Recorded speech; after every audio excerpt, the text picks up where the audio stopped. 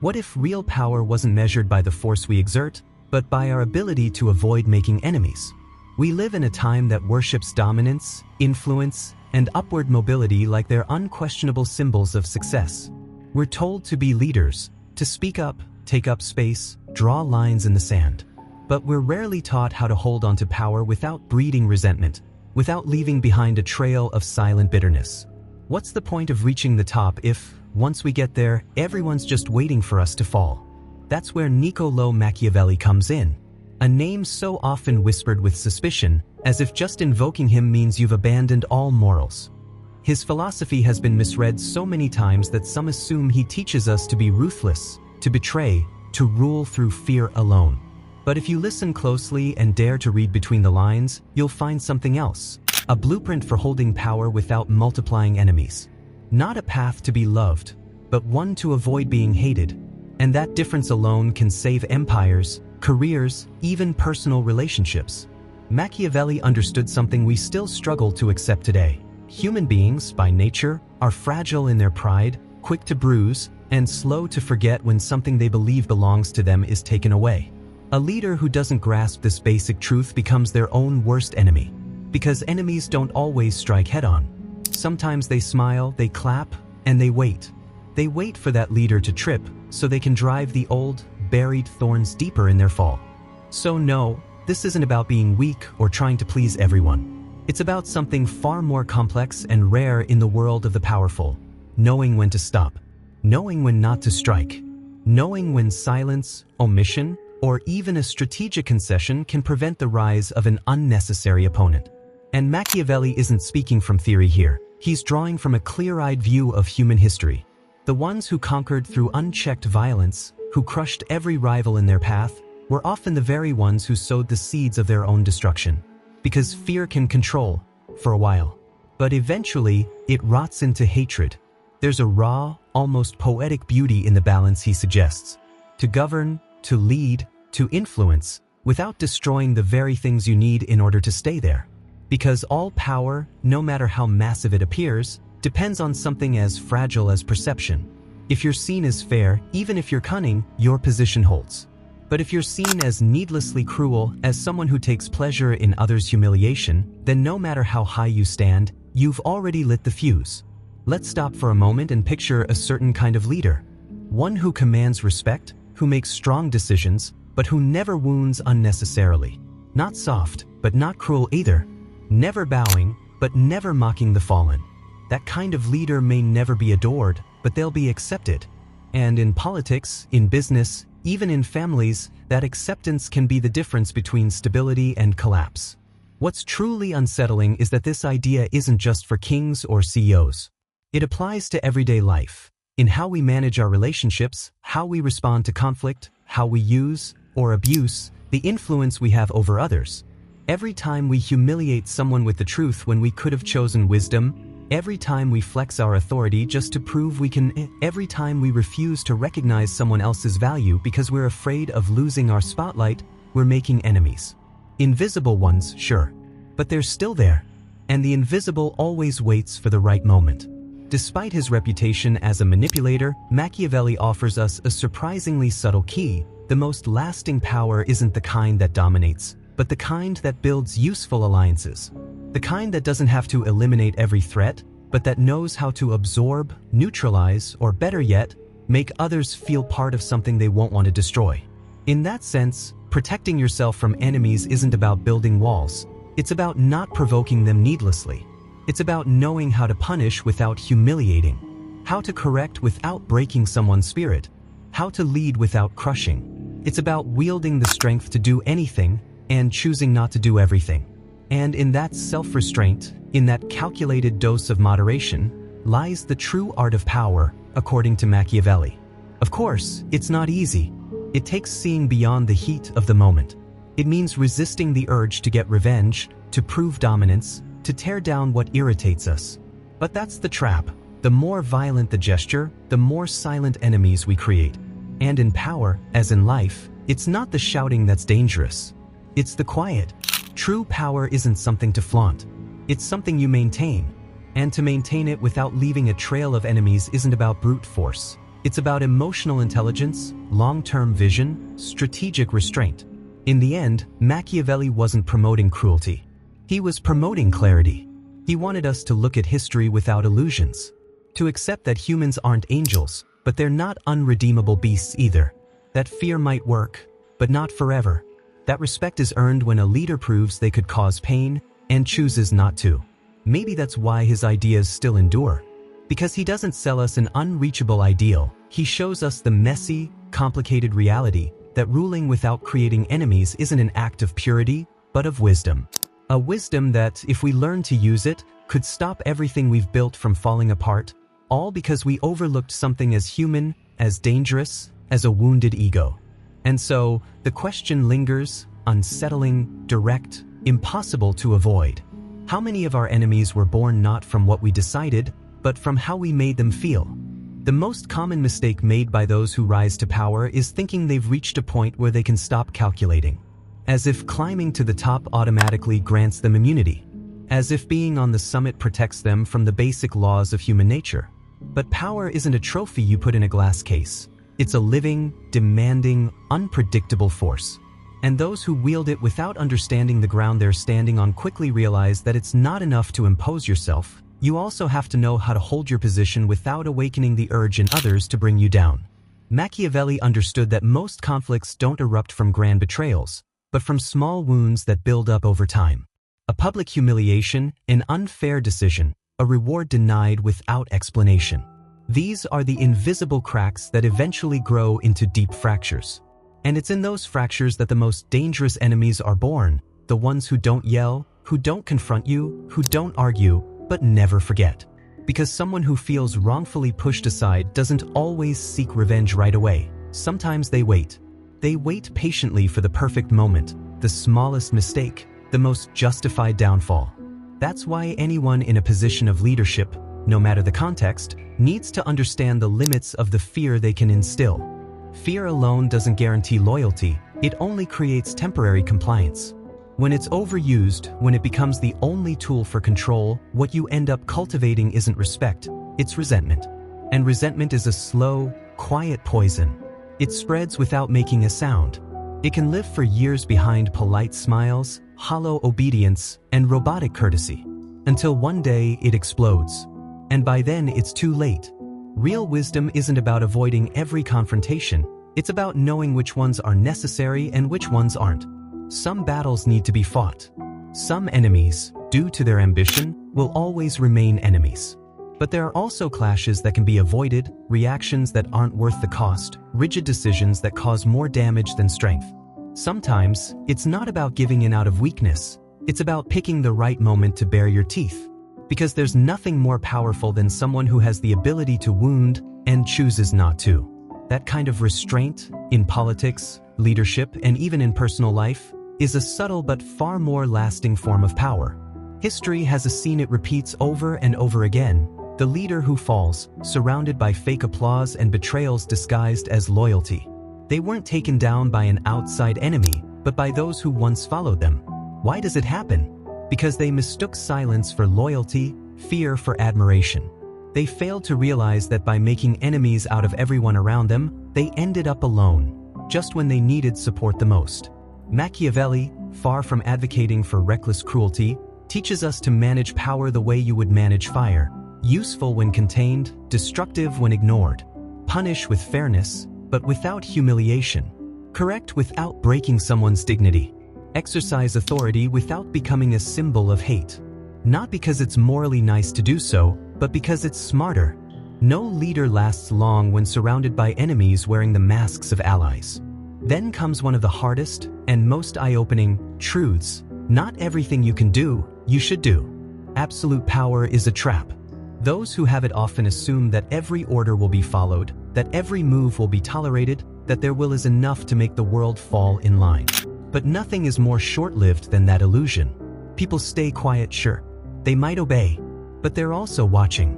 And when the time comes, that stronghold you thought was solid falls apart with a gentle push, because no one's interested in keeping it standing anymore. That's why image matters. Not in a shallow marketing sense, but in how a leader is perceived day to day. A ruler who appears virtuous, even if calculating underneath, provokes less hate than one who flaunts cruelty without shame. And this isn't a call for fake virtue. It's a reminder that symbols carry weight and perception creates reality. A leader who's seen as fair, thoughtful, and balanced invites less resistance than one who boasts about their power with smugness. The problem is, many people confuse respect with fear. They think that if no one trembles in their presence, they don't have real power. But genuine respect comes from something else. The belief that if the leader chooses to punish you, it'll be for a reason, not just a whim. That creates trust. It makes the hierarchy make sense. It diffuses resentment. On the other hand, when punishment comes without clear purpose, when power is flexed just for show, the damage runs deeper than any visible wound. It breaks the invisible thread of trust that held the whole thing together. Some believe avoiding enemies is a sign of weakness, that a strong leader needs to collect them, needs to surround themselves with threats to prove their strength. But that's childish. It's a dangerous fantasy.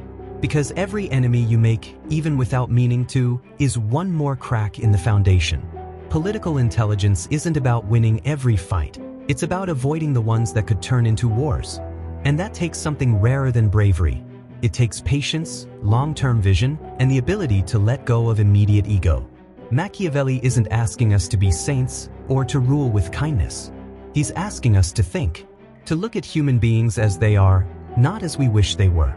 To recognize that relationships are fragile and that power, without emotional balance, is explosive. That before we act, we should weigh the consequences. That before we speak, we should consider how we'll be heard. That before we hurt, we should ask ourselves if it's truly necessary. Maybe that's the hidden message behind his entire philosophy. It's not just about ruling others, it's about ruling yourself. Knowing when to tighten your grip and when to let go. When to step in and when to step back. When to punish and when to forgive.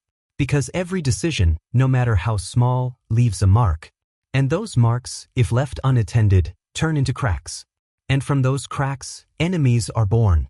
In a world that constantly pushes us to be unbreakable, to act with force, to never back down, remembering this lesson might feel outdated.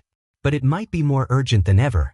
Because today, more than ever, people don't fall from power due to lack of talent, but because of too much ego. Because they failed to see the enemies they were planting with their own hands, one careless move at a time. And then, just when everything seems to be in place, when power settles in and silence takes over around us, that's when we should be most concerned. Because complete silence is rarely a sign of peace. More often, it's the calm before the collapse. A leader who doesn't hear criticism, who faces no resistance, who provokes no discomfort, might not be hated, but he's not loved either. He's being watched. And when you're being watched with no emotion, you're much closer to falling than to holding your ground. The real danger isn't the enemy who declares himself, it's the one who doesn't. The one who keeps everything bottled up behind a quiet smile, because he never had the chance to speak. The one we humiliated without meaning to. The one who felt pushed aside by a decision that, to us, was just another item on the list. The one who said nothing, made no noise, but will, at exactly the right time, give us the shove we never saw coming. Because poorly managed power doesn't just create opposition, it breeds betrayal. And betrayal is born from a dangerous mix of unhealed pain and perfectly timed opportunity. Machiavelli knew this well. There's nothing more foolish than leading under the illusion of total control. History is full of rulers who, blinded by their own authority, forgot the simplest truth about human nature. No one forgets being humiliated. No one forgets being ignored. No one forgets being treated like they didn't matter. We can justify our actions all we want, wrap our decisions in strategy, convince ourselves it was for the best, but none of that erases the wound we caused. And wounds don't go away through logic. They fade, sometimes, with acknowledgement, but almost never through force. That's why holding on to power isn't about crushing your enemies, it's about not creating them in the first place. It's not about wiping out every threat, but avoiding the kind of behavior that invites threats to grow. The more enemies we create, the weaker our position becomes, even if everything seems under control. The more rigid we are, the harder the hearts around us become. And a hardened heart doesn't always plot right away, but it does. Even if it's just in wishing we would fall. There's a quiet arrogance that starts to grow in those who hold power without resistance. They begin to think everything belongs to them, that their decisions don't need to be questioned, that their words are truth just because they spoke them. And that's the exact moment when the fall begins, not from the outside, but from within. Because the people surrounding that kind of leader, even if they stay silent, have already stopped following. They're just waiting for the mask to slip, for the mistake to show, for exhaustion to set in and reveal the cracks. That's why power should never be treated like a privilege. It should be carried like a responsibility. Not as a victory, but as a burden that demands clarity and sometimes even sadness. Because every decision affects lives. Every word has the power to shift someone's path. Every gesture is examined under a microscope by those who have something to lose or something to gain. Machiavelli wasn't blind to the weight of this. His coldness wasn't a lack of empathy, it was a way of seeing the world without filters. A way of saying, if you're going to lead, if you're going to hold power over others, then naivety is a luxury you can't afford. And maybe that's the hardest truth to swallow. Power and innocence don't mix. If you want to stay standing, you have to give up the urge to act on impulse. You have to think before you speak, anticipate before you punish, hold back before you dominate. You have to live with a constant, watchful awareness, even when everything tells you you've already won.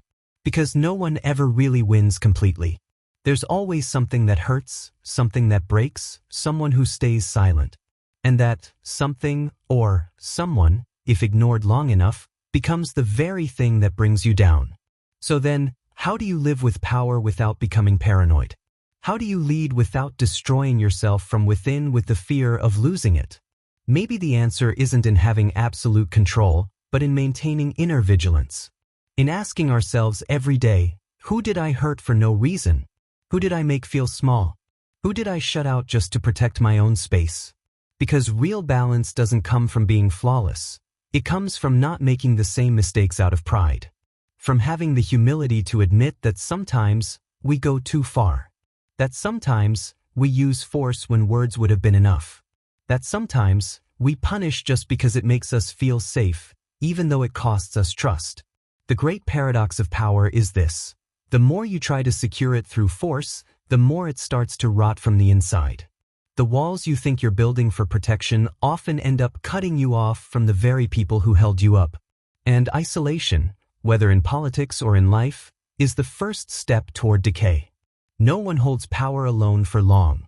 Not even the smartest. Not even the most feared.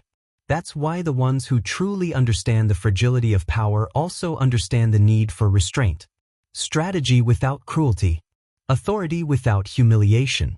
Strength without arrogance.